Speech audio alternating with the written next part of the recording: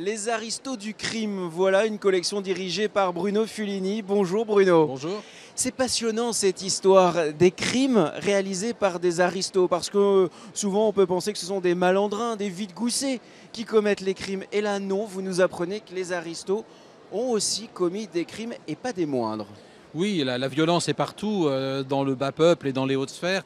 Et puis pour compliquer le tout, il y a quand même eu un certain nombre de malfrats qui se sont fait passer pour des aristocrates aussi. Donc la limite est jamais très claire. Alors dans les aristocriminels, on a à la fois des personnages très connus qui appartiennent à la grande histoire, comme Gilles de Rais, et puis des personnages un petit peu moins connus, des escrocs, des proxénètes, des imposteurs.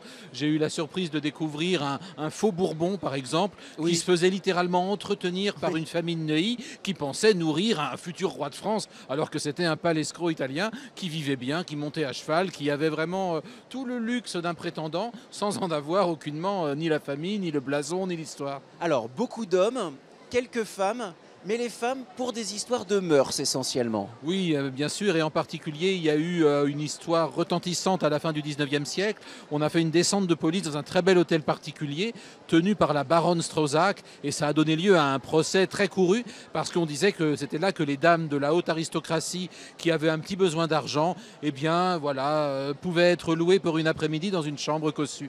Les belles robes et les beaux chapeaux, ça coûte cher. Oui, mais ça plaît.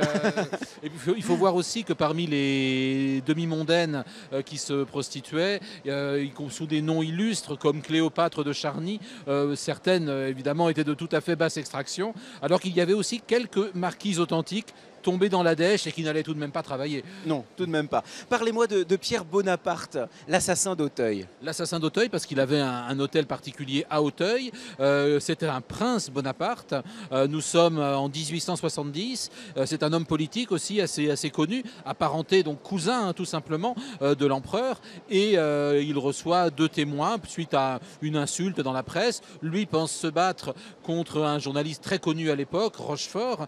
Et en fait, c'est un jeune journaliste qui lui a envoyé ses témoins. Il est tellement furieux qu'il tire sur les témoins et qu'il abat l'un d'eux, le fameux Victor Noir. Donc là aussi, procès retentissant, d'autant plus retentissant qu'en fait, on va créer un tribunal spécial pour le prince qui va être scandaleusement acquitté. Et cette affaire va beaucoup discréditer le régime de Napoléon III, juste avant la guerre de 1870. Lien tout trouvé avec la question suivante. Est-ce que les peines étaient les mêmes pour les aristos que pour les personnes du bas peuple ?